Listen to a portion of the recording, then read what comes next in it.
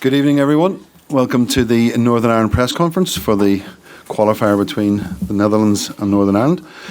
To my left, I have the Northern Ireland captain, Stephen Davis, and the Northern Ireland manager, Michael ONeill. So, Paul, would you like to start? Hi, Michael. What kind of achievement would it be for you and your players if you were to get a result here in Rotterdam tomorrow night? Look, we're under no illusions of how difficult the game will be. I don't kind of categorise achievements in that way.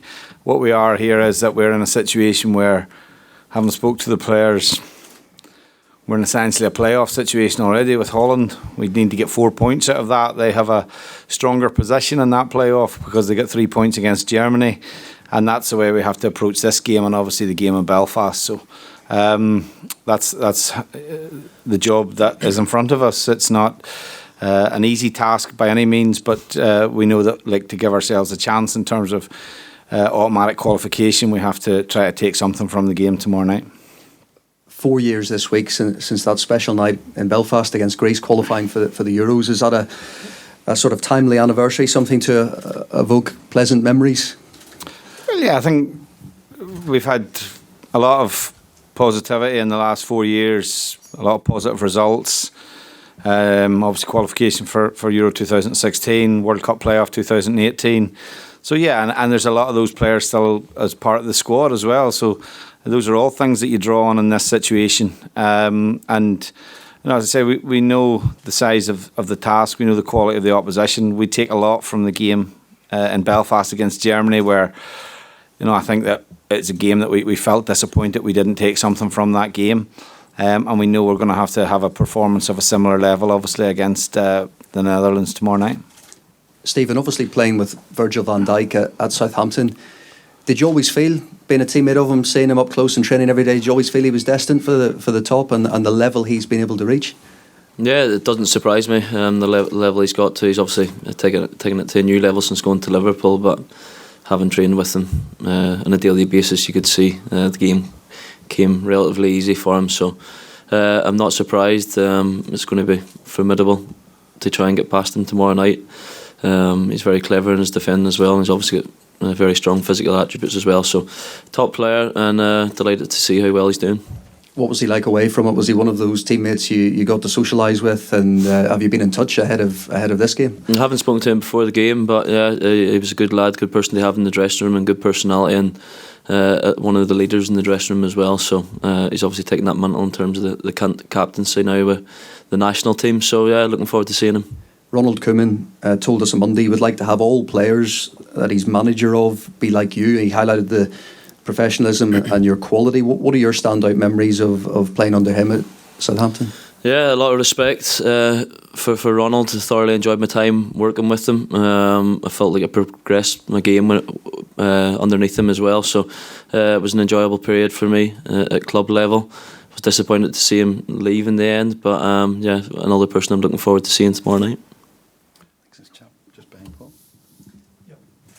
My name is Martin from NOS. I have a question for the coach. You started, of course, very, very good in the group. Did that change something in the, the belief, so to say? I mean, it's, of course, very difficult with Germany and Holland, but did it change something in the feeling of the country towards this? No, I don't think so. I think if you look at us prior to the Germany game, we played 24 qualification games and we've got a win percentage of 66%. So we didn't need those 4 games to get that belief. That belief has been built up over a period of time against a lot of good sides. I think, unfortunately, the draw put us in with 2 of the really top sides for this qualification. So the belief's been there. What we had to make sure was that we didn't put ourselves in a position where we dropped points to either Estonia or Belarus, because we didn't expect either Germany or the Netherlands to do that. So that was the pleasing aspect of it, that we would essentially turn it into a group of 3, which we have done. And the belief has been there for some time. When you come up against the bigger teams, as we have done in recent times against Germany, and the biggest, I suppose, thing that we take coming into this game is that you know, our performance against Germany was the best that we've played against them in the 4 times we've played in recent times. And so I don't think it's a question of belief. When you're a small nation like us, we have everything to gain in this situation, and that's the way we'll approach the game tomorrow night. What kind of game do you expect tomorrow? Is it about surviving? Is there some sort of strategy already in your mind? Will it be on counter-attack? Is this to how do you say it? To I don't know the English word for spelling, but what do you expect? Well, first of all, we expect a very tough game. We know the quality that the Netherlands have in their team. They're a team that is certainly on the upward curve, a team that's progressed in the last 12, 18 months. There will be times in the game, no doubt, where we're going to have to defend. We don't anticipate coming here and having the dominant share of possession in the game. That would be unrealistic for us to consider that. But we've played like that for many times in recent years and found a way to get results away from home. And that's what will be required again. Whether that's on the counter-attack or whether that's from a set piece or whether that's from possession, we're not that bothered. We'll take it any way it comes. But the most important thing is that we'll stay in the game. We'll make it as difficult as we can for the Netherlands. And by doing that, you hopefully create a little bit of doubt because, you know, I think it would be a big thing for Holland if they went 3 tournaments without qualification. So there's a lot of expectation on this group of players. They're relatively young. And, you know, I think Daley Blind is the most experienced player in the squad. So we have to create a situation where possibly the game is difficult, not only physically for Holland, but also mentally as well. My last question.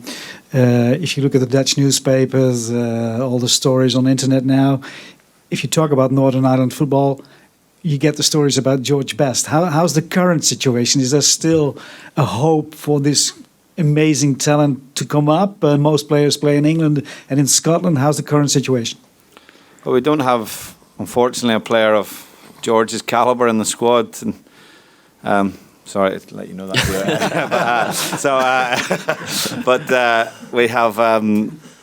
We have some very good young players. They're not at that level. We have only 3 players in the Premier League, for example, and unfortunately one of them is not with us due to injury. But we have a well-prepared team. We have a very well-organised team.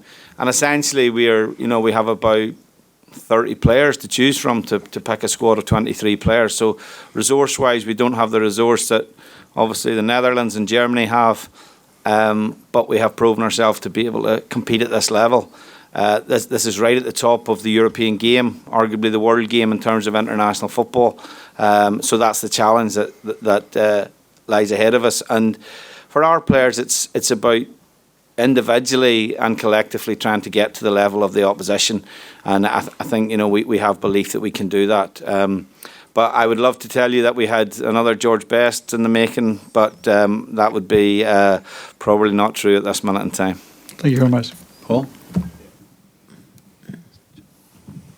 Over the last year or so, Jamal has proved to be a key player for you for such a crucial game. You know, how big is Jamal's, loss for tomorrow night? And is it a case of the attitude is next man up? Well, it's a case of someone up because we have no alternative. You know what I mean? At the end of the day, the injury, Jamal has been, fast-tracked into the starting 11 from basically breaking into Norwich's team last season, quickly breaking into our team. And, he's got 11 caps. He's holding his own in the Premier League, which is great to see.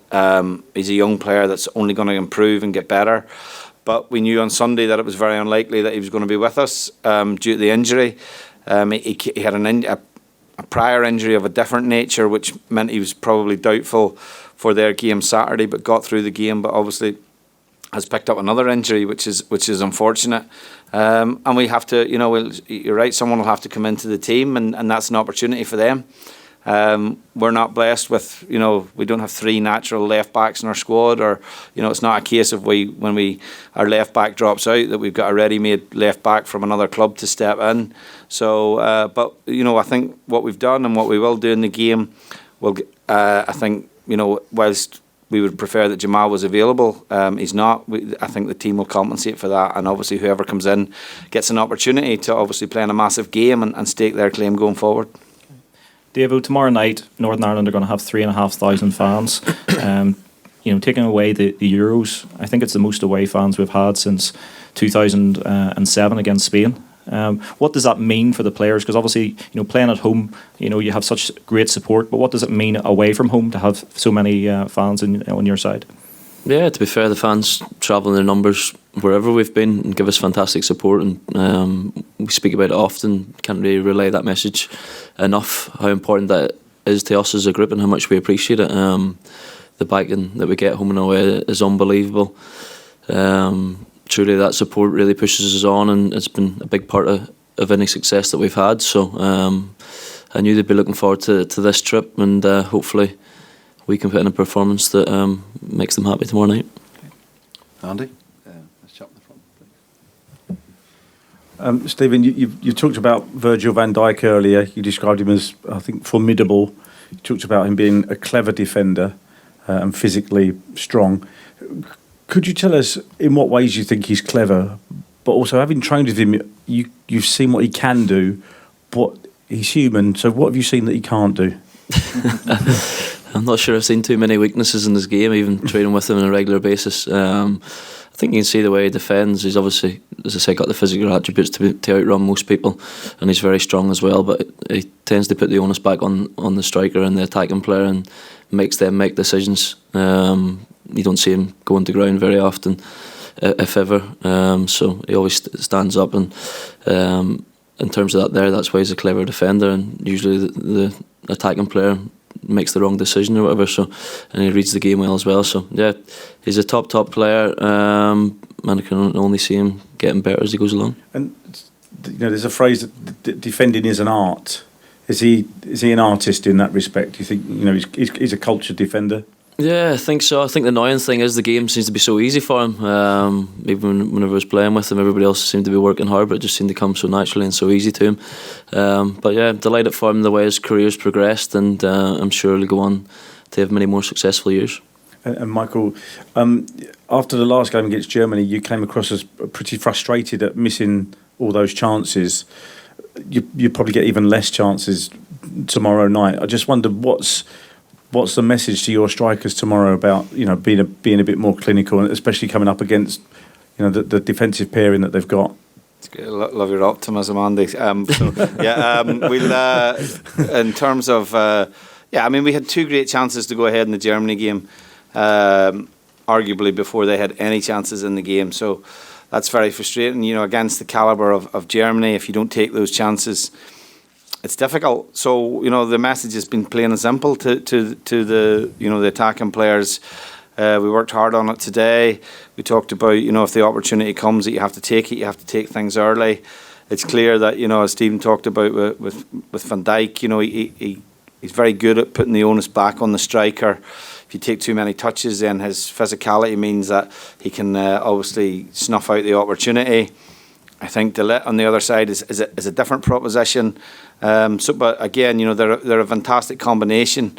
Van Dijk, obviously the perfect age and will get better, and De Ligt still a relatively young player, but immensely experienced, playing at the top level of the game. So yeah, I think we won't get a huge amount of opportunities in the game tomorrow night. The important thing is that when they do come our way, that we're sharp enough and we react sharp enough to hopefully take that, and that we learn from obviously the game against Germany.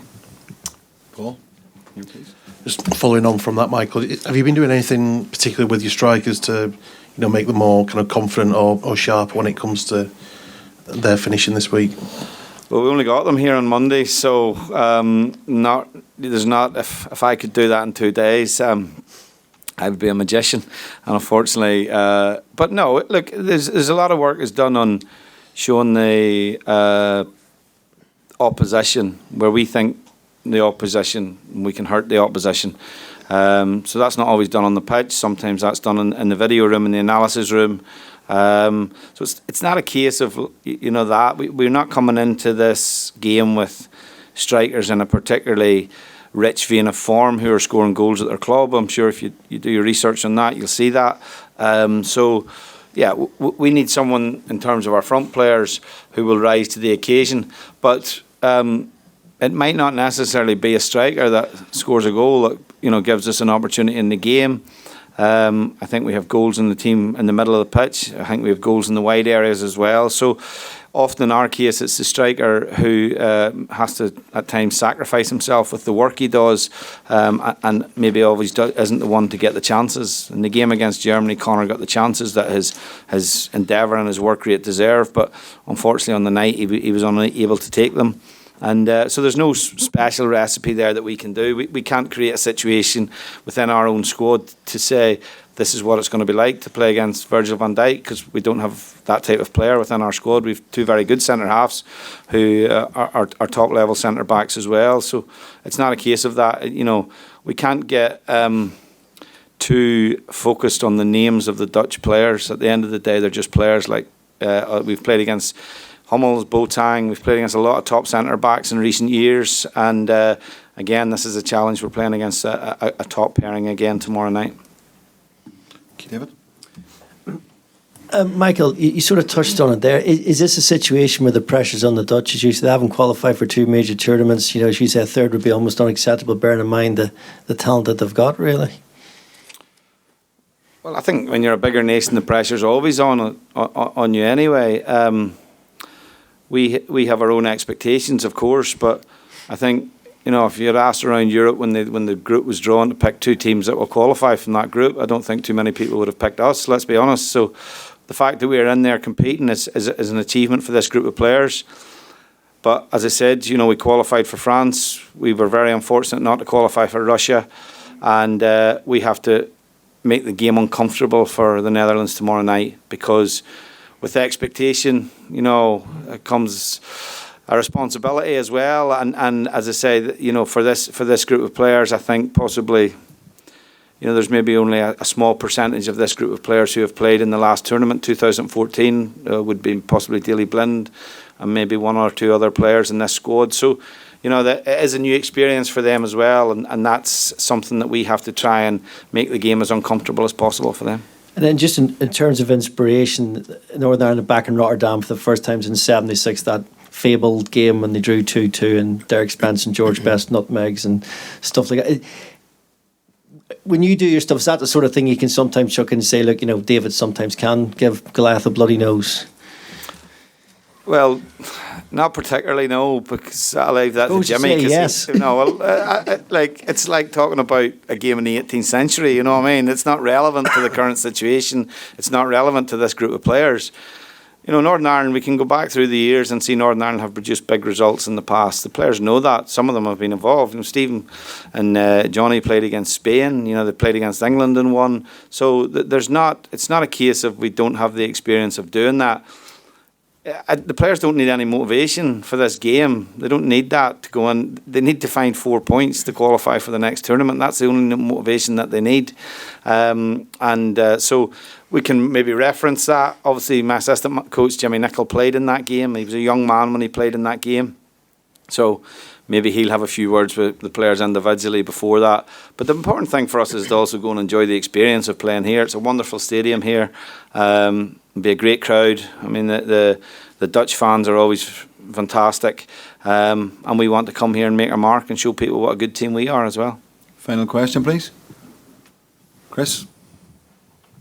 Hi, Michael. You've listed there about 4 or 5 points. I was going to say, do you have in your mind a kind of target that you need from these final 3 big games? And also, you've spoken before about the fact that of all the things that you've done with this team, you haven't got a big scalp yet. Do you accept that you will need that big scalp over the next 3 games to be going through as one of the top 2 teams? Yeah, I mean, there's no doubt about that. I mean, the nature of the 2 games is against the Netherlands is that 4 points will qualify us regardless of what happens in the Germany game. If we were to go 3 points and 3 points, it's different. Then the group opens up again and we kind of come into a head-to-head with Germany again at that point in time. So we probably want to try and avoid that, if the truth be told. We'd obviously prefer not to be in a head-to-head with Holland either, but that's the nature of what UEFA gave us. So we know exactly what's required in the next 2 games. We're not even looking ahead to that because obviously it's irrelevant unless we get something tomorrow night. If we don't get something tomorrow night, then we have to try and find a way to get a certain number of points out of the final 2 games. If we don't get those number of points, then we have to look at the playoff system, and that's the nature of obviously the competition and the format of the competition. So it's not a target. We're just looking at performances really, because at the end of the day, if the performance level is to the same it was in Germany, and we don't get the result, then as a coach I can live with that. And that's what the onus is on the players. We're not burdening them with things that they must do or mustn't do. We're just putting the demands on them that they perform at the same level they have done in the group to date. We're still joint top with Germany in terms of points. And whilst you're in there and you've got opportunities to take points in the final 3 games, you've always got a chance. And that's what we're obviously not clinging on to, but that's what's given us the belief that we can take this right to the final game. Or if not, we can obviously settle it beforehand. Okay, thank you very much. Thank you.